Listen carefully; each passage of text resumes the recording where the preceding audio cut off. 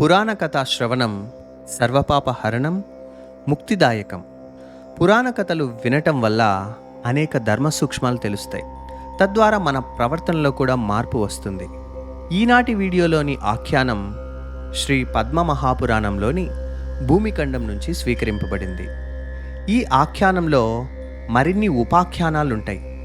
అంటే అంతర్గతంగా కొన్ని కథలు కూడా వస్తాయి. కావున శ్రోతలు శ్రద్ధాలువులై వినవలసిందిగా కోరుతున్నాను.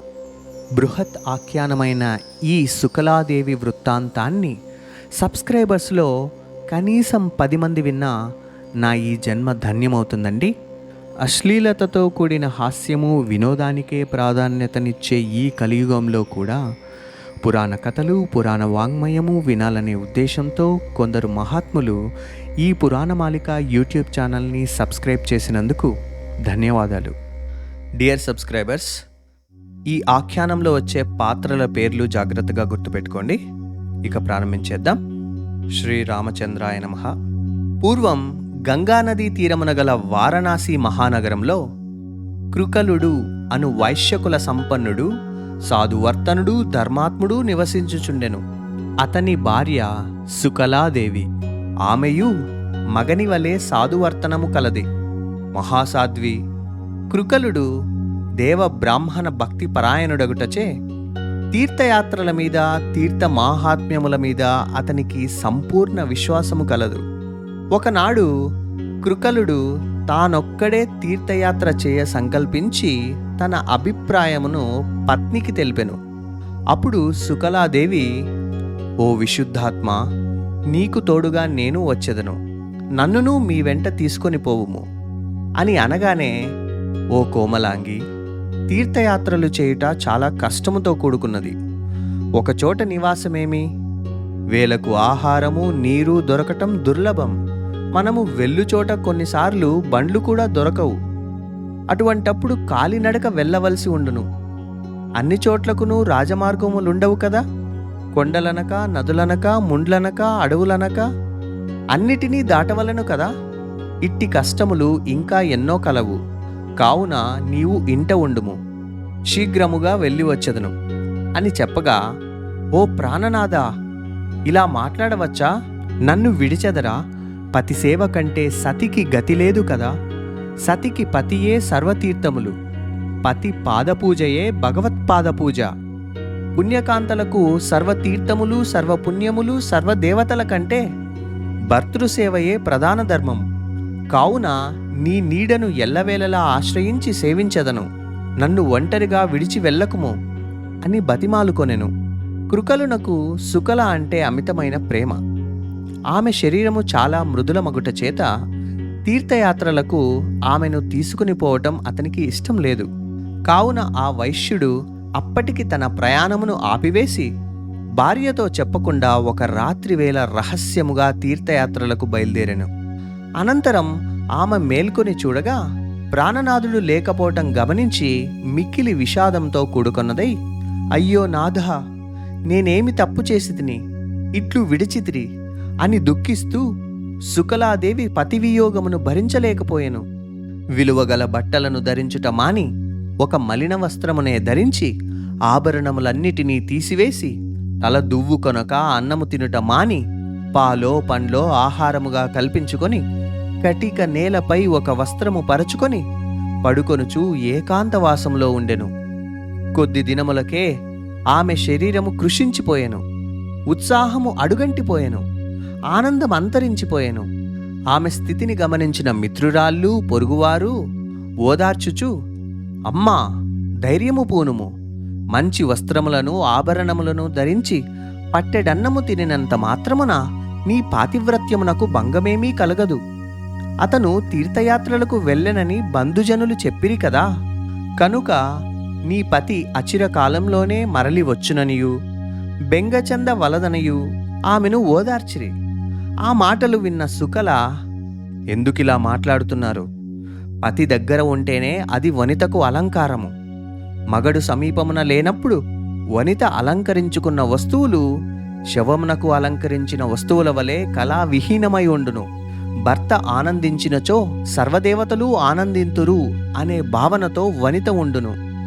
భర్త ఇంట లేనప్పుడు అలంకరించి ఆనందించు స్త్రీలను లోకులు అనుమానింతురు. కావున వనితకు సదా పాతివ్రత్యమే కొనసాగవలనన్న భర్తను ఎల్లప్పుడూ విడిచి ఉండరాదు. పూర్వము సుదేవ అను మహాపతివ్రత అట్లే చేసినది. తన భర్త వేటకు వెళితే తన భర్తతో పాటు వేటకు వెళ్ళి వినోదించేది. అప్పుడు ఆమె స్నేహితురాళ్ళు ఆ మహాత్మురాలి చరిత్రను చెప్పమనగా శుకలాదేవి వారికి ఈ వృత్తాంతము తెలిపెను. పూర్వం సూర్యవంశపు రాజులలో ఒకడు ఇక్ష్వాకువు. అతడు అయోధ్యానగరమును పరిపాలించుచుండెను. సుదేవాదేవి అతని భార్య. ఆమె మహాపతివ్రత. ఆమె ఎల్లప్పుడూ పతికి నీడవలే సేవించేది. ఒకప్పుడు ఇక్ష్వాకు మహారాజు మృగయా వినోదార్తి అయి పరివారముగా అడవికి పయనమయ్యను.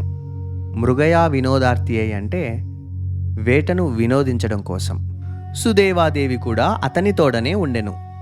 అలా రాజు అనేక క్రూర మృగములను సంహరిస్తూ తృప్తి కలుగక కొండ సమీపములోనున్న కారడవిని చేరెను. ఆ అడవిలో సకుటుంబముగా సపరివారముగా ఒక సూకర రాజు నివసించుచుండెను. అది అడవిలో తిరుగుతున్నప్పుడే దూరము నుండి సింహములా వేటాడుతున్న రాజును అతని సైన్యమును చూచెను. పందులకు రాజైన దానిని చూసి రాజు ధనుష్టంకారము చేసెను. పంది ఒంటరి అగుట వలన అతనిని ఎదుర్కొనలేక తొందరగా తన గుహను చేరి తన మంత్రులతోడను పుత్రులతోడను ఆలోచించెను. యుద్ధమునకు పోవుటయా లేక ఈ అడవిని విడిచి పారిపోవుటయా అని అడిగెను. అప్పుడు రాజసైన్యమును బలమును గుర్తించిన సూకర పుత్రులు, సూకర రాణి, రాజు మహాబలవంతుడు. రాజు వద్ద మనలను సంహరించు సాధనములు అనేకములున్నవి.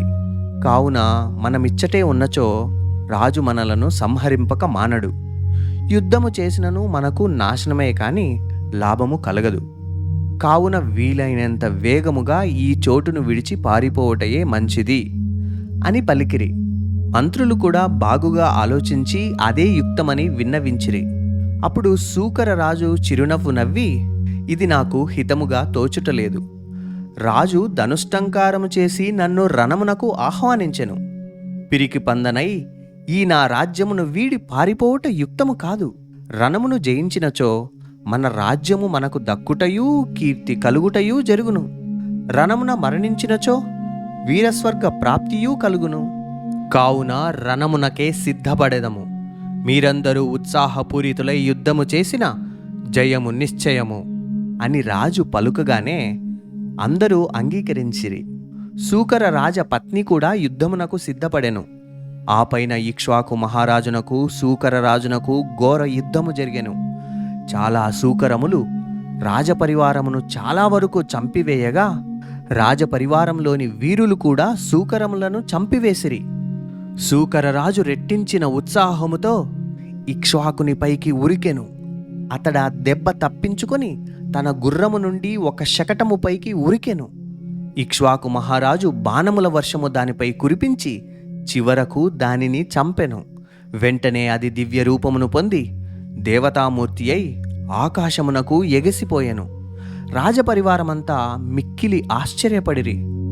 తన పతి మరణించుట చూసి సూకర రాజపత్ని తనపై తాను ఆశ వదులుకొని తీవ్ర ఆవేశముతో రాజసేనలపై పడి చెల్లాచెదురు చేసి కొందరు రాజవీరులను చంపెను. పాపము, అందరును ఆడపందిపై బాణములను వేసిరి. వెంటనే అది ఆ తాకిడికి తట్టుకోలేక సొమ్మసిల్లిపోయెను. దాని శరీరము నుండి రక్తము వెల్లువగా ప్రవహింపసాగెను. ఆ దృశ్యాన్ని చూసిన ఇక్ష్వాకు మహారాజు, భటులారా, ఆ ఆడపందిని ఇక హింసించకండి. స్త్రీ వధ దూష్యమైన పని. కావున అక్కడి నుండి మరలిపొమ్ము అని ఆజ్ఞాపించెను. వెంటనే సుదేవాదేవి దానిని చూసి మిక్కిలి జాలిపడి దానిని సమీపించి చల్లని నీరు దాని ముఖముపై చల్లి సేద తీర్చెను. కొంతసేపటికి అది స్పృహ పొంది సుదేవాదేవిని చూసి సంతోషము పొంది, తల్లి, చల్లని నీ చేతి స్పర్శ వలన ఈ నా పాప కలుషిత దేహము పవిత్రమయ్యెను. నీవు మహాసాధ్వివి. నీ దర్శనము వలన సకల పుణ్యములు కలుగును. దేవి నీకు మంగళమగుగాక అని పలికెను.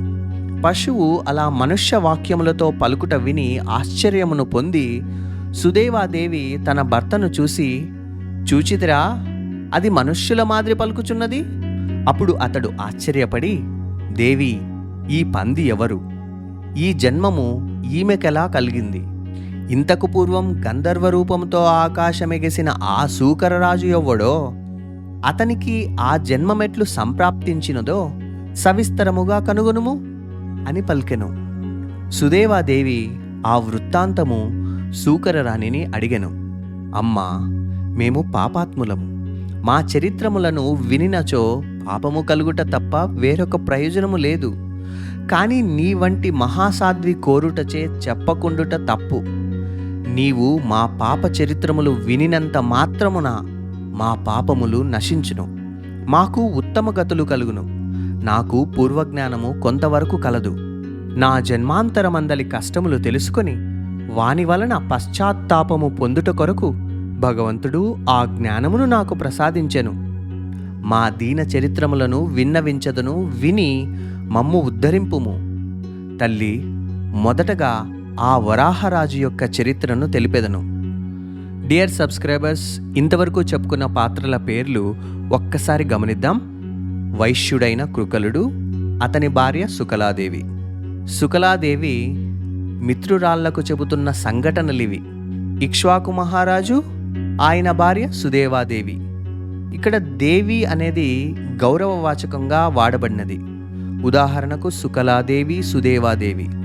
ఇప్పుడు చెప్పబోవు కథలో ఇంకొక సుదేవ అను పేరు గల స్త్రీ వచ్చును.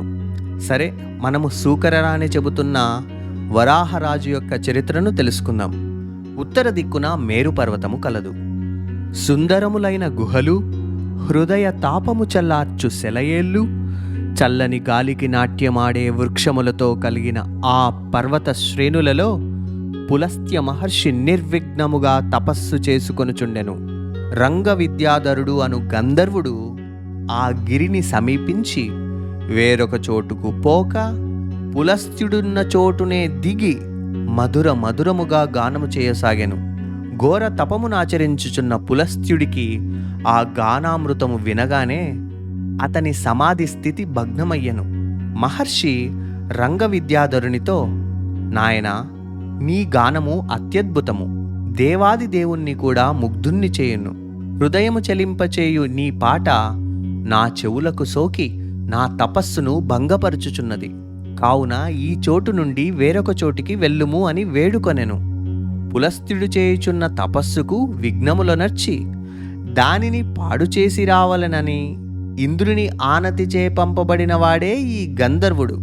కావున రంగ విద్యాధరుడు, మహాముని సత్తమా, ఏమి నా గానము అంత కష్టతరముగానున్నదా? బ్రహ్మ విష్ణు మహేశ్వరులు ముగ్గురు గీతప్రియులు. గానము ఆనందదాయకము, స్వరరస విశిష్టము. శృంగారాది రసములకు గానమే ముఖ్యము. 4 వేదములు సైతం గానముపైనే ఆధారపడి ఉన్నవి. సర్వులకు ఇష్టదాయకమైన గీతమును మీబోటి మునులు నిరసించుట, నిందించుట న్యాయమగునే అని పలికెను. అప్పుడు పులస్త్యుడు, ఓయి, నేను గానమును నిరసింపలేదు. గీతము సకల ఆనందదాయకము అను మాట వాస్తవము. కానీ తపస్సు చేసుకుని వారికి అది విరోధి. గీతశ్రవణము వలన ఆనందము కలిగి అది విషయ లంపటకు దారితీయును. మనోనిశ్చలత లేనిదే తపస్సు కొనసాగుట కష్టము. నేను తపస్వి అగుట వలన చెప్పుచున్నాను. ఎచట శబ్దము, రూపము, స్త్రీజనము ఉండదో అట్టిచోటే సమాధికి అనుకూలమైన చోటు. సమాధి స్థితి అంటే దేవుని యందు తదేక ధ్యానముగా ఉండటాన్ని సమాధి అంటారు. పాతంజల యోగ శాస్త్రంలో చివరిది ఈ సమాధి స్థితి.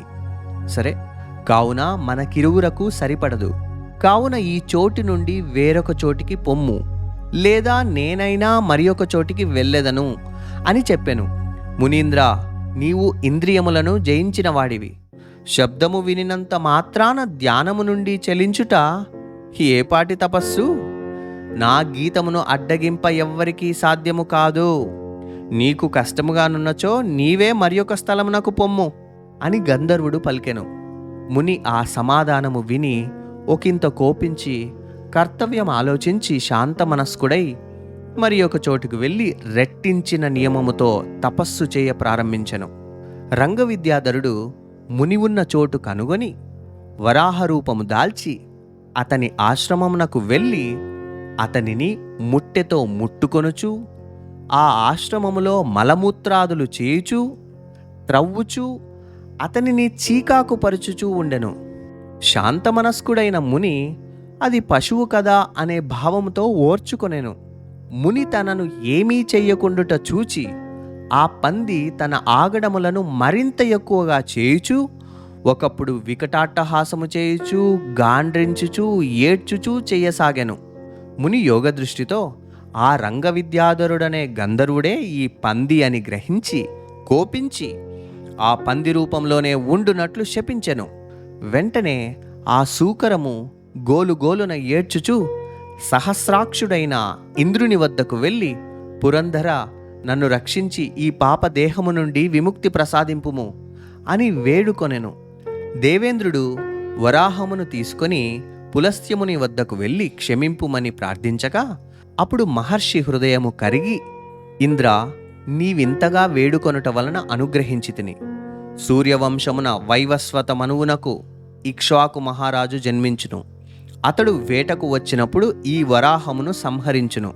అప్పుడు దీనికి పశుజన్మము నశించి దివ్యదేహ భాగ్యము కలుగును అని శాప విమోచనమును అనుగ్రహించెను. నేడు అతనికి మంచి రోజులు వచ్చినవి. అమ్మా, మీరు అడవికి వచ్చుట అతనిని సంహరించుట జరిగినది. మునుపు దివ్య దేహముతో స్వర్గలోకమునకు వెళ్ళినది ఆ గంధర్వుడే అని సూకరరాణి చెప్పెను. ఓ మహాసాధ్వి, ఇక పాపభూయిష్టమైన నా చరిత్రను విన్నవించెదను అని సూకరరాణి చెప్ప ప్రారంభించెను. కళింగ దేశంలో శ్రీపురము అనే నగరంలో వసుదత్తుడు అనే బ్రాహ్మణుడు నివసించుచుండెను. అతనికి సహజ సౌందర్యరాశియగు సుదేవ అను పుత్రిక కలదు. ఆమె యందు తల్లిదండ్రులకే కాక బంధువులందరికీ అమిత ప్రేమ కలదు. ఆ బాలిక శుక్లపక్ష చంద్రుని వలె దినదినము పెరుగుచుండెను. ఆమె చక్కదనము సోయగమునకు మెచ్చి బంధువులలోని బ్రహ్మచారులందరూ ఆమెనే వివాహమాడవలనని సంకల్పించి ఉండిరి. అనేకసార్లు కొందరు నీ కూతుర్ని నాకే ఇవ్వవలను అని వసుదత్తున్నే అడిగిరి. కాని ఆమె యందు ఉన్న ఎక్కువ మక్కువచే ఆమె వియోగము భరింపలేక పుత్రికా వివాహమునకై తొందరపడలేదు. ఏండ్లు గడుచుచుండెను. సుదేవకు యుక్తప్రాయము వచ్చెను. ఒకనాడు వసుదత్తుని భార్య భర్త చెంతకు వచ్చి, మన కుమార్తెను ఒక చక్కని వరునికిచ్చి వివాహము చేయక తప్పదని, లేకపోతే తలవంపులు తప్పవని పలికెను. వసుదత్తుడు కూడా ఆలోచించి బాలికకు త్వరలో వివాహమాచరించుట యుక్తమని భావించి కుమార్తెయందు మితిమీరిన ప్రేమ వల్ల పుత్రికా వియోగము సహింపలేక ఇల్లరికముండు అతనినే అల్లునిగా గ్రహింప సంకల్పించి తగు వరుడిని వెదకుచుండెను. ఇదిలా ఉండగా శివశర్మ ఒక బ్రహ్మచారి, కౌశిక గోత్రోద్భవుడు, సర్వవిద్యా విశారదుడు, వేదవేదాంగ రహస్యవేత్త, సుశీలవంతుడు, సుగుణవంతుడు, సహజ సౌందర్య రాశి. అతనికి తల్లిదండ్రులు లేరు. అతడు ఆ ఊరిలో విద్యాభ్యాసము చేయుచు భిక్షార్థము తిరుగుచు ఒకనాడు వసుదత్తుని ఇంటికి వచ్చెను. వసుదత్తుడు అతని కుల గోత్రములడిగి తెలుసుకొని, నా గృహమునందు స్థిరముగా నీవు నివసించినట్లయితే నీకు నా పుత్రికనిచ్చి వివాహము చేసెదను అని చెప్పి అతని అంగీకారమును తీసుకొని ఒక శుభ లగ్నమందు వసుదత్తుడు సుదేవనిచ్చి పరిణయమనర్చెను. సుదేవ సౌందర్యవతియే కాని శీలవతి కాదు. తన మగనిని తండ్రి కొని తనకిచ్చెననియు, దరిద్రుడగుట వలన గతిలేక తమ చెంత చేరెననియు, తాను ధనికుని బిడ్డ అగుట వలన భర్తను లక్ష్యము చేయనక్కరలేదని ఆమె ఊహ. ధన రూప సంపదల గర్వము అధికమయ్యెను. ఆ గర్వము వల్ల అతి శుశ్రూషలు చేయలేదు, మగని మాటలను లక్ష్య పెట్టలేదు, కలలోనైనా అతని పాదసేవ చేయలేదు.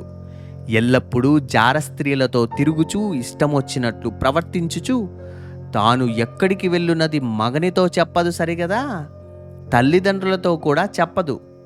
శివశర్మ సాధువర్తనుడు, శాంత స్వభావుడు అగుటచే భార్యను గాని అత్తమామలను గాని పల్లెత్తు మాట అనడు.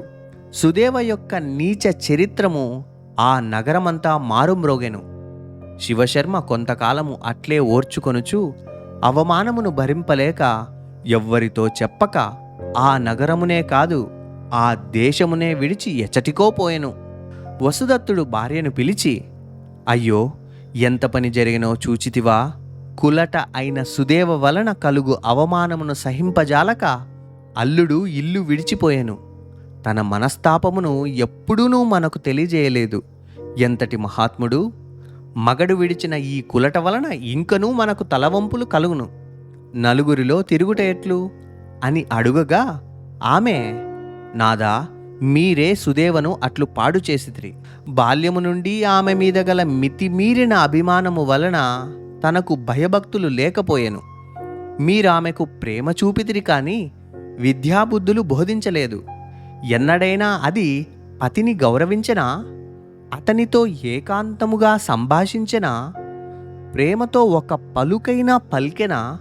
అతడు మహాసాధువు కనుక ఊరుకుండెను గాని మరి ఒకడైన అట్లు చేయునే? పిల్లలపై ప్రేమ చూపినట్లయితే సుగుణములు కలగవు కదా.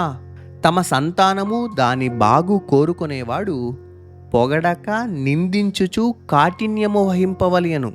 శిక్షణము లేకున్నచో శిష్యునకు విద్య రాదు. అట్టి శిక్షణము లేకపోవటం వల్లే సుదేవ మనకిప్పుడు అట్టి అపకీర్తి కలిగించినది. ఈ అవమానమును భరింపగలమా? ఇట్టి కులట మన ఇంట ఉన్నచో మన వంశమర్యాదలు గంగలో కలియును. ఇక సహింప శక్యము కాదు. కుల గౌరవము కంటే పుత్రిక ఎక్కువ కాదు. ఈమెను మన ఇంట నుండి తరిమివేసినచో మనలను మన వంశమును లోకులు గౌరవింతురు. మీరు ఇకనైనా పుత్రికా వాత్సల్యము ఇసుమంతైనా చూపరాదు సుమి.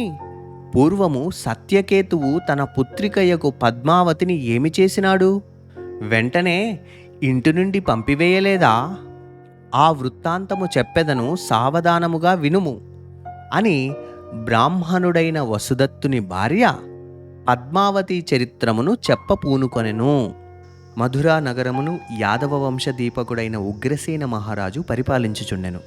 సకల సుగుణోపేతుడు, మహాతేజస్వి, మహాబలుడైన అతడు ప్రజలను న్యాయముగా పరిపాలించుచుండెను. అతని భార్య పద్మావతి. ఆమె అందగత్తె, సుశీలవతి, సద్గుణవతి. పద్మావతి విదర్భ దేశాన్ని పరిపాలించే సత్యకేతువు యొక్క కుమార్తె. పద్మావతి తన పతి అయిన ఉగ్రసేన మహారాజును సేవించుచు అతని మనస్సును అనుసరించి మెలగుచు పతివ్రతామ తల్లులలో ఒకతిగా కీర్తి గడించెను. వారిరువురు ప్రేమతో సుఖ సంతోషములతో జీవితము గడుపుచుండిరి. పద్మావతిపై భర్తకే కాదు, ఆమె తల్లిదండ్రులకు కూడా అమితమైన ప్రేమ కలదు. కావున పుత్రికను వదలి ఉండుట వారికి దుర్భరముగా తోచెను. కావున ఒకనాడు కొందరు సేవకులను పంపి కుమార్తెను చూడవలనన్న కోరికను, ఒకసారి చూచుటకు తమ పుత్రికను పంపవలనని ఉగ్రసేన మహారాజుకు కబురంపిరి. ఉగ్రసేన మహారాజు సేవకులను తగిన రీతిగా గౌరవించి అత్తమామల క్షేమములు తెలుసుకొని వారి విన్నపమును విని అంగీకరించెను. ఆ విషయమును తన రాణికి తెలిపెను.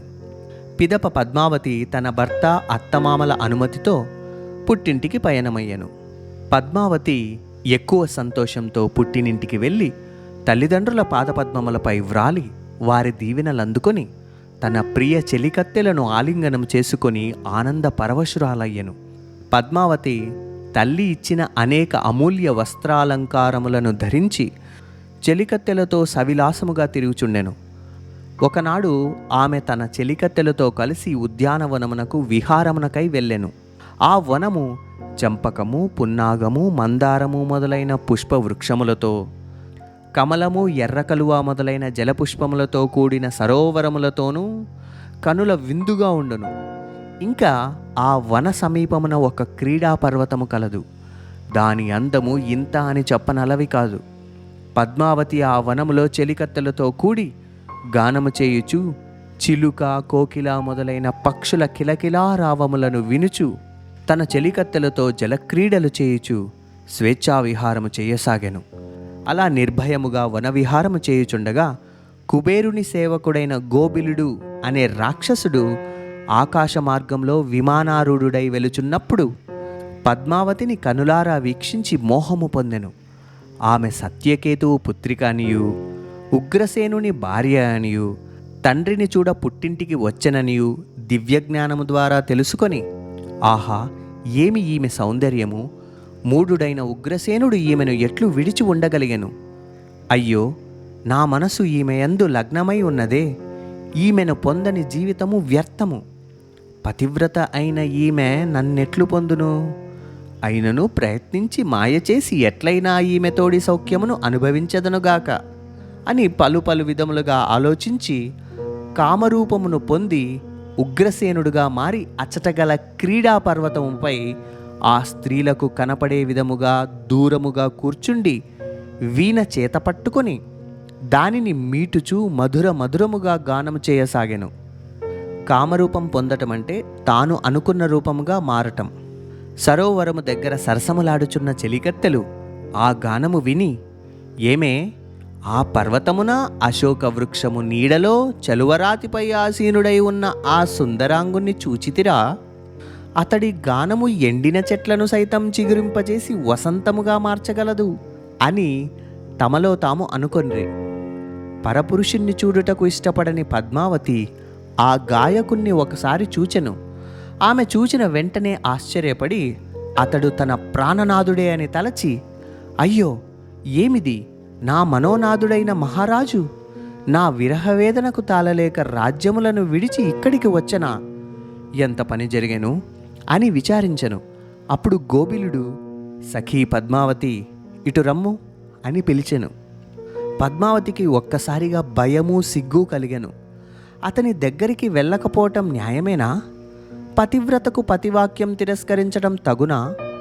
నేను అతని దగ్గరికి వెళ్ళకపోతే అతడు కోపించునేమో. గోబిలుడు మరలా ప్రాణసఖి పద్మావతి, ఇన్ని దినములు నీ విరహమును సహించి తిని, కానీ ఇక సహింపజాలను. నీవు లేనిచో నా ఈ జీవము నిలువదు. కావుననే ప్రాణప్రదమగు రాజ్యమును కూడా విడిచి వచ్చి తిని అని పిలిచెను. ఆమెయును చేయునది లేక అతని దరిచేరెను. అతడు ఆమెను గాఢముగా కౌగిలించి మంచి మాటలతో ఏకాంత స్థానమునకు తీసుకుని వెళ్ళి క్రీడించెను.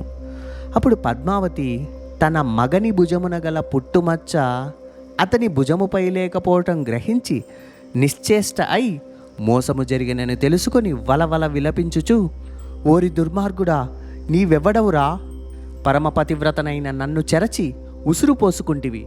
ఓరి వంచకుడా, నా మగని వేషము ధరించి వచ్చి నన్ను మోసగించితి వేలరా? నీవు కఠిన రాక్షసుని కంటే అధముడిలా ఉన్నావు. చూడుము, ఘోర శాపమిచ్చి నిన్నేమి చేసేదనో చూడుము అని మిక్కిలి క్రోధముతో పలికెను. అప్పుడు వెంటనే గోబిలుడు, అమ్మాయి, ఒకంత ఆగుము. నన్ను శపింపవచ్చును గాని నన్ను ఎందుకు శపించదవో కారణము ముందు చెప్పి నీ ఇష్టమొచ్చినట్లు చెయ్యము. నేను కుబేరుని భృత్యుడను, గోబిలుడు అను రాక్షసుడను. పరుల ధనమును దొంగిలించుట, పరుల భార్యను అపహరణము చేయుట, బ్రాహ్మణులను హింసించుట మొదలైనవి మా కులాచారములు. ఆ ధర్మానుసారముగానే నేను ప్రవర్తించి తిని. ఇందులో నా దోషమేమి? చూడుము, రాక్షస ధర్మానుసారముగానే నేను నిన్ను కూడి తిని అని పలుకగా, అప్పుడు పద్మావతి, ఓరి క్రూర రాక్షసాదమా, నా భర్త వేషములో వచ్చి నన్ను వంచించి నా పాతివ్రత్యమును భంగపరచితివి. ఇట్టి నీవు పాపివి కాదా? ఇట్టి నీవు శాపయోగ్యుడవు కాదా అని పలికెను. వెంటనే గోబిలుడు, అమ్మాయి, మాటికి నీవేమో మహాపతివ్రతనని పలుకుచున్నావు. నీవు నిజమగు పతివ్రతవు కావు. పతివ్రతల దగ్గరికి వెళ్ళుటకు కూడా మా శక్తి చాలదు. మేము వారిని చెరుపము. నీవు నిజమగు పతివ్రత అయితే నీ భర్తను గ్రహించలేవా? అతనికి నాకును చాలా వ్యత్యాసముండునే. పూర్వము చ్యవన మహర్షి భార్య అయిన సుకన్య ఏమి చేసినది? తన భర్త రూపంలో ఉన్న ముగ్గురిలో కూడా ఆమె తన పాతివ్రత్య మహిమ వలన తన భర్తని గుర్తించలేదా? కావున నీవు పతివ్రతవు కావు. పతివ్రత అనిన ఎవరు అర నిమిషమైనా తన పతిని వీడక సర్వదా శుశ్రూషలు చేయునది. అతడు లేనిచో జీవితము వ్యర్థమని తలంచునది. పతి పుట్టింటికి వెళ్ళుమని పలికినప్పుడు తానొక్కతే కాక భర్తతో మాత్రమే కలిసి వెళ్ళునది. పతి తన ప్రక్కన లేనప్పుడు మధురమైన ఆహారములు, గంధలేపనములు, అమూల్య వస్త్రాభరణములు ధరింపనిది. నిర్భయముగా చెలికత్తెలతో వనవిహారం చేసి ఆనందించనిది. మగడు చెంతలేనప్పుడు ఆనందములను అనుమాత్రమైన అనుభవింపనిది. శయనము పతితో తప్ప వేరొక చోట శయనింపనిది. ఇన్ని విధములుగా గల వనితయే పతివ్రత. వీనిలో ఒక్క గుణమైన నీ యందు కలదా? కావున నీవు పతివ్రతాగుట ఎట్లు? నిజమగు పతివ్రత తాను ఎప్పుడునూ తాను పతివ్రతననే చెప్పుకొనదు. నీవి శక్తి లేని మాటలు. నీకును కులటకును భేదమేమి? ఆమెలాగే నీవును భర్తను విడిచితివి. ఇట్టి నీవు శపింపుము, అందు సామర్థ్యము లేదు. నీ శాపము నాకు తగలదు, ఇక విచారించిన ప్రయోజనము లేదు. సర్వలోక భయంకరుడు, సర్వజనులను పీడించువాడైన పుత్రుడు నీకు కలుగును అని పలికి స్వేచ్ఛగా అక్కడి నుండి వెడలెను. ఈ దారుణ కృత్యమునకు ఆమె విలపించెను. ఆమె ఏడ్పు విని చెలికత్తెలు అచ్చటికి వచ్చి జరిగిన సంఘటన తెలుసుకొని మిక్కిలి విచారించి తల్లిదండ్రులకు ఆ వృత్తాంతమును విన్నవించిరి. వెంటనే వారు ఆమెను ఇంట ఉంచుకొనక దోషమును వ్యక్తపరచక ఉగ్రసేనుడి ఇంటికి పంపివేసిరి. అతడు తన వనితను మునుపటి వలె ప్రేమించుచూ సుఖములను అనుభవించుచూ ఉండెను. పద్మావతి ఎన్ని మందులు త్రావినను లాభము లేకపోయెను. తుదకు లోకకంటకుడైన కంసుడు ఆమెకు జన్మించెను. ఇదండి కంసుని యొక్క జన్మ వృత్తాంతం. తర్వాత శ్రీకృష్ణ భగవానుడిచే సంహరింపబడటం, ఇవన్నీ మనం భాగవతంలో మనం చూడవచ్చు. తుదకు లోకకంటకుడైన కంసుడు ఆమెకు జన్మించెను. కావున పితృగృహంలో ఉన్న వనిత నాశనమును పొందును. కావున పుత్రికా ప్రేమను విడిచిపెట్టి నీవు స్థిరచిత్తముతో ఉండుము అని బ్రాహ్మణుడైన వసుదత్తుని భార్య తమ కూతురు సుదేవ చేస్తున్న అకృత్యములను తట్టుకోలేక ఈ విధంగా పద్మావతి చరిత్రమును చెప్పి భర్తకు నచ్చచెప్పింది. అప్పుడు వసుదత్తుడు సుదేవను పిలిచి, నీ దుశ్చేష్టల వలన మేము అపకీర్తి పాలైతిమి. కాబట్టి ఇచట నుండి వెళ్ళి నీ భర్తను ఆశ్రయింపుము అని ఆదేశించెను. సకల సంపదలతో సౌఖ్యమును అనుభవించు సుదేవకిప్పుడు దిక్కులేకపోయాను. తనను కనిన తల్లిదండ్రులు, బంధువర్గము అందరూ తనను విడిచిపెట్టుటచే మిక్కిలి దుఃఖమును పొందెను. దేశదేశములు తిరుగుచూ భిక్షుకురాలై పొట్ట నింపుకొనుచు కాలము గడుపుచుండెను. కాని ఇంకను పూర్తి పశ్చాత్తాపము ఆమెకు కలుగలేదు. బ్రాహ్మణపుత్రియగు సుదేవ నీచాతి నీచముగా ప్రవర్తించుచు ఊరూరు తిరిగి చివరకు గూర్జర దేశములోని వనస్థలము అనే నగరమును చేరెను. గూర్జర దేశము అంటే ఇప్పటి గుజరాత్ అండి. ఆ ఊరిలో ఎవ్వరునూ ఆమెకు పిడికెడు బిచ్చమునైనా ఇయ్యలేదు. ఆమె మిక్కిలి ఆకలి బాధను తట్టుకోలేక ఒక భవనము దగ్గర నిలిచి, అమ్మా, ఆకలి దహించుచున్నది, చచ్చిపోవచ్చున్నాను, పట్టెడన్నము పెట్టు తల్లి అని దీనముగా అరచెను. వెంటనే ఒక సౌందర్యవతి సగౌరవముగా ఆమెను లోనికి తీసుకుని వెళ్ళి మృష్టాన్నమును పెట్టి, అంటే తృప్తి అయిన భోజనమును పెట్టి సంతృప్తిపరిచెను. ఆ తర్వాత సుదేవను, అమ్మా, నీవెవరవు, నీ ఊరేది, నీవు ఇలా ఒంటరిగా ఎందుకు వచ్చితివి అని అడిగెను. సుదేవ ఏమియూ పల్కక మౌనముగా ఉన్న సమయంలో గది నుండి శివశర్మ వచ్చి, ప్రేయసి మంగళ, ఆమె నా మొదటి భార్య సుదేవ.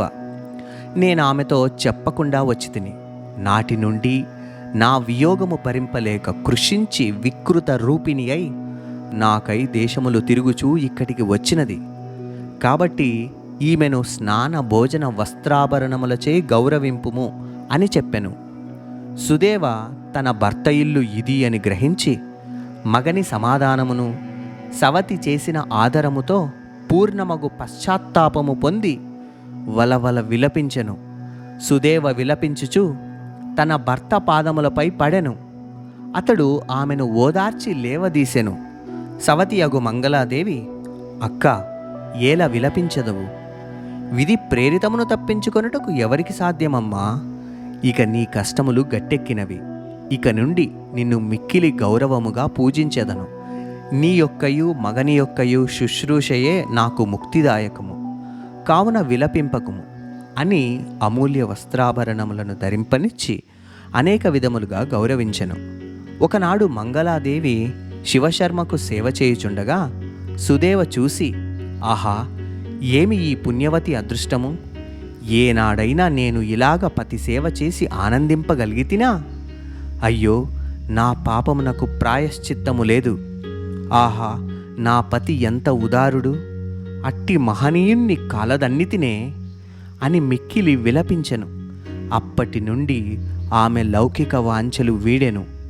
ఇట్లుండగా ఆమె ఈ మనోవ్యధలచే గుండె ఆగి మరణించెను. డియర్ సబ్స్క్రైబర్స్, ఈ పరమ పవిత్రమైన ఆఖ్యానంలో ఉపాఖ్యానాలు ఉన్నందున జాగ్రత్తగా పట్టుకోవాలి. ఈ సుదేవ వృత్తాంతమును ఎవరు చెబుతున్నారు చెప్పండి? ఆడపంది అయిన సూకరరాణి చెబుతున్నది. ఎవరికి చెప్పండి? వేటకు వచ్చిన ఇక్ష్వాకు మహారాజు భార్య మహాసాధ్వీమణి అయిన సుదేవాదేవికి చెబుతూ ఉన్నది.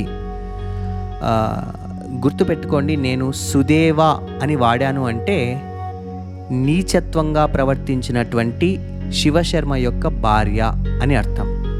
సుదేవాదేవి అని వాడాననుకోండి, ఇక్ష్వాకు మహారాజు యొక్క భార్య, ఆమెయే మహాసాధ్వి. ఇక మనం కొనసాగిద్దాం. సూకర రాణి చెబుతూ ఉన్నది, అమ్మా, ఇక దాచనేలా, ఆ నీచురాలు మహాపాతకురాలు అయిన సుదేవను నేనే. తల్లి, నాకెన్నటికైనా పాపశాంతి లభింపగలదా? యమలోకమున నేను అనుభవించిన బాధలు వర్ణనాతీతం. యమధర్మరాజు చాలా కాలము నన్ను శిక్షించి విడిచెను. ఆ విధముగా క్షుద్ర మృగముల జన్మలను పొందుచు నేటికి ఈ వరాహ రూపముననున్నాను. తల్లి, నీ చేతి స్పర్శ వలన నా పాపములు కొన్ని నశించినవి. నాకు పూర్వజ్ఞానము లభించినది. ఇక నాకీ జన్మ పరంపర నుండి నీవే రక్షింపవలయును. నీవు తప్పుకొనినచో నేను ఎన్ని వేల ఏండ్లైనా ఇట్లే ఉండవలెను. కావున మహాపతివ్రత అయిన నీవు నాయందు అనుగ్రహంచే నీవు సంపాదించిన పుణ్యములో ఒక దినము పుణ్యము నాకిచ్చినచో నాకీ పాపజన్మ నుంచి నివృత్తి కలిగి దివ్యత్వము లభించును అని ఆడపంది అయిన సూకరరాణి తన వృత్తాంతమును తెలిపెను. అప్పుడు ఇక్ష్వాకు మహారాజు భార్య అయిన సుదేవాదేవి తన మగని ఆజ్ఞను గైకొని తన పుణ్యమునందు ఒకరోజు పుణ్యమును ఆ ఆడపందికి ధారపోయటం వలన అది వెంటనే క్షుద్రజన్మను విడిచి దివ్య శరీరమును పొంది ఇక్ష్వాకు మహారాజు సుదేవాదేవి వద్ద సెలవు గైకొని దివ్యలోకమునకు పోయెను. చూచితిరా, మహాపతివ్రత అయిన సుదేవాదేవి ఒక్క నిమిషమైన మగనిని విడువక అతనికి కుడి భుజమై వర్తించి తన పాతివ్రత్య ప్రభావము వలన మహాపాపి అయిన సుదేవను కూడా జన్మ పరంపరల నుండి విముక్తి నొందించెను అని తన మిత్రురాళ్లకు సుకలాదేవి చెప్పెను. సుకలాదేవి సఖియలతో అంటే మిత్రురాళ్లతో, చెలులారా, పతివ్రత ఆచరించు ఉత్తమ ధర్మములను కూడా మీరు తెలుసుకొంటిరి కదా. అతడు చెంతలేనిచో అమూల్య వస్త్రములను ధరించుట ఎట్లు? అట్లు ధరించి ఆనందించటం వలన పద్మావతి ఒక రాక్షసుడికి లొంగిపోయినది కదా. కావున మీరు అటువంటి ఉత్సాహపూరితమైన మాటలు నాకు చెప్పకుము అని వారిని మందలించెను. ఈ విధంగా సుకలాదేవి యొక్క చరిత్ర లోకమంతటా వ్యాపించెను. జనులు కీర్తించుచుండిరి. స్వర్గలోకమునకు కూడా ఈమె కీర్తి ప్రాకి అచ్చటి దేవతలను మిక్కిలి ఆశ్చర్యపరిచెను. దేవేంద్రుడు ఆ పలుకులను విని, ఏమి, మానుష స్త్రీ అంత పతివ్రతయా? ఎట్లయినా ఆమెను లోబరుచుకొని వ్రతభంగము చేసేదనుగాక అని సంకల్పించుకొని మన్మధుణ్ణి స్మరించెను. ఇక్కడ అందరూ గమనించాలి, దేవతలు చేసే ఏ చేష్ట అయినా లోక కళ్యాణం కోసము మరియు ఒకరి కీర్తిని ఇనుమడింపచేసే విధంగానే ఉంటాయి. అంతేకాని మరొక విధంగా ఆలోచింపరాదు. దైవదూషణ తగదు. అదలా ఉంచితే మన్మధుణ్ణి స్మరించగానే ఇంద్రుని ఎదుట సాక్షాత్కరించి తన పని ఏమని అడిగెను. మదన, మన్మద, భూలోకమున సుకల అను ఒక వనిత మహాపతివ్రత కలదు. కావున ఆమె శక్తిని పరీక్షించి వ్రతభంగము చేయవలే. ఆమె యందు మనసు నిలిపి గాని మరి ఒక కారణమున గాని నేనిట్లు పలుకుటలేదు. ఎట్లయినా పాతివ్రత్య భంగమనర్చుటయే నా సంకల్పము. కావున నేనొక రూపవంతుడైన ధనవంతుడైన పురుష రూపము ధరించెదను. నీవు సుకల యందు ప్రవేశించి ఆమెను వశపరుచుకొని నాయందు అనురాగము కలిగే విధంగా ప్రవర్తింపుము అని ఇంద్రుడు పలకగా, మన్మధుడు, ఇంద్రా, ఇది ఎంతటి పని? దేవతలనే నా ఇచ్ఛ వచ్చినట్లు లొంగ తీసుకొనదెను. అట్లయినచో ఒక మానుష స్త్రీ నాకేమి లెక్క అని ప్రతిజ్ఞ చేసి ఇంద్రుడి నుండి సెలవు తీసుకొని సుకలయందు ప్రవేశించెను. ఇంద్రుడు కూడా సుకలాదేవి నివాస స్థానమైన వారణాసికి చేరెను. ఆ నగరంలో రూప విలాసవంతుడైన ధనవంతునిగా మారి మాటి మాటికిని సుకలాదేవి ఉన్న గృహము వైపునకే వెళ్ళుచూ ఆమె వైపే వలపు కురిపించే విధంగా చూపులు ప్రసరిస్తూ తన మనోగతమును తెలియబరుచుచుండెను. కానీ ఆమె అతని వైపు కన్నెత్తి కూడా చూడలేదు. అదే పనిగా సుకలాదేవి ఏ ఏ చోటునకు వెళ్ళునో ఇంద్రుడు కూడా ఆయా చోటునకు వచ్చేడివాడు. ఇలా ఇంద్రుడు అనేక మార్లు కనిపించి ప్రేరేపించినను ఆమె అతనిని ఒక్కసారి కూడా చూడలేదు. ఇంద్రుడు ఒకసారి తన దూతికను పంపి, దూత అంటే రాయబారి, మెసెంజర్ పుంలింగము, దూతిక అంటే ఫిమేల్ మెసెంజర్ స్త్రీలింగము. మీరు గమనించే ఉంటారు, ఎందుకిలా కొన్ని గ్రాంధిక పదాలు వాడతాను అంటే తెలుగు మాధుర్యం తెలియడం కోసం. పండిత మహాశయులకు ఆ పదములు సులభ గ్రాహ్యంబులు. కానీ తెలుగు తెలుసుకోవాలనే ప్రారంభకులకు జిజ్ఞాసువులకు అవి క్లిష్టమైనవే. కావున ఏదైనా పదము అర్థము తెలియనట్లయితే క్రింద కామెంట్ సెక్షన్లో పెట్టండి. ఇంద్రుడు ఒకసారి తన దూతికను సుకలాదేవి వద్దకు పంపి కార్యమును సాధింప యత్నించెను. ఆ దూతిక సుకలాదేవి వద్దకు వెళ్ళి, అమ్మా, నేను నీకు మేలు చేయుటకు నీ దగ్గరికి వచ్చి తిని వినుము. నీ మగడు నిర్దయుడై అనురాగవతి అయిన నిన్ను ఒంటరిగా విడిచి తీర్థయాత్రల సాకుతో పోయెను. అతడు ఏ దేశమునకు వెళ్ళెనో, ఎందుండెనో, జీవించి ఉన్నాడో లేడో కూడా నీకు తెలియదు. నీవు యవ్వనవతివి, ఇది సుఖమును అనుభవించుటకు మంచి ప్రాయము. నీవో ఆ అవకాశములను పాడు చేసుకొనుచున్నావు. ఈ యవ్వనము శాశ్వతముగా ఉండిపోవున్నది కాదు. కొన్ని సంవత్సరములలోనే ముసలితనము మీదికి వచ్చును. కావున కాలమును నిష్కారణముగా వ్యర్థము చేయకుము. నీ మగడు పోయిన పోనిమ్ము. అంతకంటే మిక్కిలి సౌందర్యవంతుడు మహామహుడు ఉన్నాడు. అతడు దినదినము నీకై తల్లడిల్లుచున్నాడు. నా ఈ హితము నాలించి నీవు అంగీకరించినచో 3 నిమిషములలో కార్యమును సిద్ధింపజేయగలను అని దీర్ఘ ఉపన్యాసమునిచ్చెను. సుకలాదేవి ఆ పలుకులు విని పెదవి విరిచి, అమ్మా, నీవేదో మంచి చేయుదానివలే నీ ఇష్టమేదో నెరవేర్చుటకు చాలా వరకు చెప్పితివి. ఆ మాటలు అనుమాత్రమైన విని సహింపలేకపోతిని. అమ్మా, నీవేదో యవ్వనము ముసలితనము అని 2 భేదములను తెలిపితివి. కానీ అవి నాశనమగునట్టి శరీర ధర్మములు కానీ ఆత్మధర్మములు కానేరవు. రక్తము మాంసము పురీషము మూత్రము మొదలైన వాటితో కూడిన ఈ శరీరము ప్రధానమైనదో లేక ధర్మాచరణ రక్షణమై జ్ఞానప్రదమైన ఆత్మ ముఖ్యమైనదో గమనింపుము అని ఆత్మతత్వాన్ని చెబుతూ ఇంకా సుకలాదేవి ఇలా చెబుతూ ఉన్నది. నీవు యవ్వనము సుఖసాధనమంటివి. అది కేవలం తప్పు. అది సుఖాభాసము కానీ సుఖము కానేరదు. ఉత్తములకు విద్యుక్త ధర్మాచరణము వలననే సుఖము కలుగును. సతికి పతియే దైవము, అతని సుఖమే ఆమె సుఖము. కనుక నీవింక ఇట్టి మాటలు పలికి నా హృదయమును నొప్పింపవు అని నమ్ముచున్నాను. ఇప్పుడు నాకేమీ లోపము లేదు. నా హృదయేశ్వరుని రూపము నా మనఃఫలకమున చిత్రించుకొని హృదయ కుసుమములచే పూజించుచు ఆనందించుచుంటిని అని దూతిని చివాట్లు పెట్టి పంపెను. ఇంద్రుడు ఈ సంగతి తెలుసుకొని తన ప్రయత్నములన్నీయు నిష్ప్రయోజనములని, సత్యజ్ఞాన ధర్మ నియమములచే సర్వోత్కృష్టమైన ఈమెను జయించడం సాధ్యము కాదని మన్మధుణ్ణి పిలిచి, ఓయి మన్మద, మా ప్రయత్నములన్నీ నిష్ఫలములైనవి. ఆమె నా దూతిని తలవాచిపోవునట్లు చీవాట్లు పెట్టి పంపినది. నీవేమో మహాప్రతాపవంతుడవని అనుకొంటిని, కానీ ఇంతటి చేతగానివాడవని తెలుసుకోలేకపోతిని. పతివ్రతలపై నీ ఆటలు ఎంత మాత్రమునూ సాగవు. అత్రి మహర్షి భార్యాగు అనసూయను నీవేమి చేయగలిగితివి? నేడు కూడా నీ పస తెలిసిపోయినది. ఇక నీతో ప్రయోజనము లేదు. ఇదిగో నేను నా ప్రయత్నము నుండి విరమించుచున్నాను అని మిక్కిలి నిష్ఠూరముగా పలికెను. ఆ పలుకులు విన్న మన్మధునకు రోషము ఉత్సాహము పెళ్ళుబికెను. వెంటనే మదనుడు, ఇంద్రా, ఏమంటివి? మన్మధుడు అంతటి చేతకాని వాడనియా నీ తలంపు? నా శక్తి నీవు ఎరుంగనిదా? నీకు అహల్య ఎట్లు దక్కెను? విశ్వామిత్రుని తపస్సు భంగము ఎట్లు జరిగెను? ఆ సంగతిని నీవు మరచితివా? అట్టివారికే దిక్కు లేనప్పుడు ఈ క్షుద్ర మానుష స్త్రీ నాకు లెక్కలోనిదా? ఇదిగో నా ప్రతిజ్ఞను వినుము. నేను ఈమెను లోబరుచుకుందును. నీవును నీ ప్రయత్నములలో ఉండి తప్పక ఈమెను లోబరుచుకొని వ్రతభంగము చేయుము. ఈసారి నా మాట జరుగనిచో నా నామమును ఉచ్చరింపకుము అని దృఢ ప్రతిజ్ఞ చేసి ఒక క్రీడాదూతిని సృష్టించి సుకలాదేవి ఉన్న చోటునకు పంపెను. కామదేవత, కాముడు అని పేర్లు మన్మధుడికి కలవు. మన్మధుడు ఇట్లు ప్రతిజ్ఞ చేసి తన ప్రయత్నము సాధించు కార్యములలో మునిగి ఉండెను. ఈ సంఘటనలన్నీ పైనుండి ధర్మదేవత, సత్యదేవత వీక్షిస్తూనే ఉన్నారు.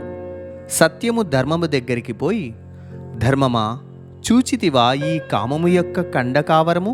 నీ కొరకు నేను సుకలాదేవి ప్రియుడైన కృకలుణ్ణి నీ దగ్గరికి పంపితిని. ఈ వాక్యమునకు అర్థమేంటంటే, తీర్థయాత్రలు చేయటం ధర్మము.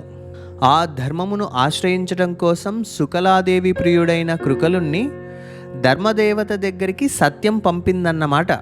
ఇక్కడ సత్యము ధర్మము చర్చించుకుంటున్నాయి.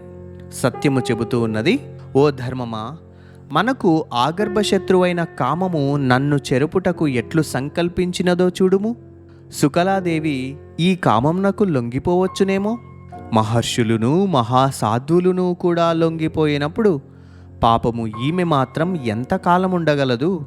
కావున నీవు దయయుంచి కామము యొక్క మదమును అణచవలెను, దీనిని నాశనము చేయవలెను. లేకున్నచో నాకు నాశనము తప్పదు. కామము చాలా నిర్భయము, దానికి మంచి చెడ్డలతో పని లేదు అని సత్యదేవత చెప్పెను. అప్పుడు ధర్మదేవత, సత్యమా, నీవు పలికినది ఉత్తమము. ఈ కామమును ఎట్లయినా తుదముట్టింపవలెను. ఇదిగో ఇప్పుడే ప్రజ్ఞను సుకల దగ్గరికి పంపెదను. ప్రజ్ఞ శకునమును తెలుపు పక్షి రూపము ధరించి సుకలాదేవికి భర్త వచ్చుచుండెడి శుభశకునమును తెలుపును. ఆమె కూడా తన మగడు వచ్చుచున్నాడని తెలుసుకొని చెడుదారి పట్టక సత్యమును రక్షించగలదు.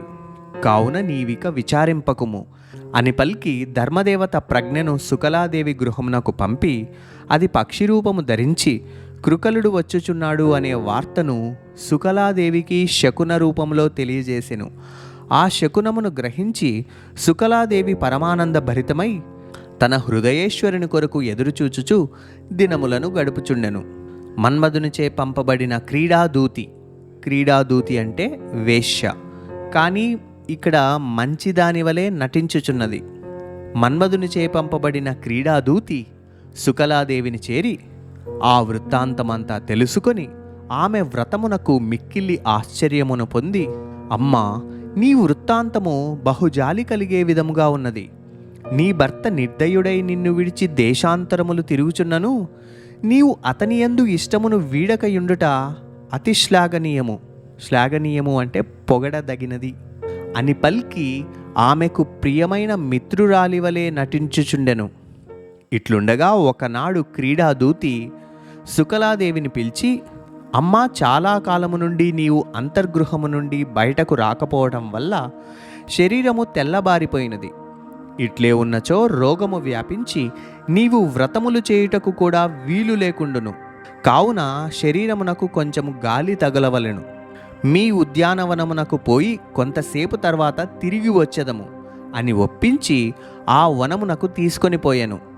అది మన్మధునిచే సృష్టింపబడిన మాయ వలన వసంతము కాకున్నను వసంతముచే శోభించుచుండెను. కోయిల పాటలు, సుగంధ తేనె మామిడి వృక్షముల పువ్వులు, అనేక పుష్ప ఫల శోభితంబై హరిచందన మందార పారిజాతము మొదలైన వృక్షములతో చల్లని పూలవాసనలతో కూడిన గాలి ఎంతటి ధైర్యవతినైనా నిమిషములో లొంగదీసుకునే విధంగా ఆ వనము ఉండెను. ఆ వనములో ఇంద్రుడు ఒక జగన్మోహన రూపము ధరించి ఒక మామిడి చెట్టు కింద కూర్చొని సుకలాదేవిపై క్రేగంటి చూపులు వెలువరించుచుండెను. అతడు మెల్లమెల్లగా ఆమెను సమీపించి, అమ్మాయి, నేనెన్ని ప్రయత్నములు చేసినను నా కోరికకు అనుమతి ఇవ్వకపోతివి. నా వాలు చూపులను భావములను లెక్కసేయక నేను పంపిన దూతి పలుకులను చెవులారా వినకపోతివి. ఇకనైనను నాకు అనుమతినిచ్చి నా కోరిక నెరవేర్పుము. మన్మథ బాధకు తాళలేకున్నాను అని బతిమాలెను. సుకలాదేవి ఇది అంతయు కపటముగా జరిగనని, వాడి వద్దనున్న దూతి ఇదంతా చేసెనని ఎరిగి ఉగ్రమైన కోపము చెంది, ఓయి వాచాలా, ఏమి నీ సాహసము?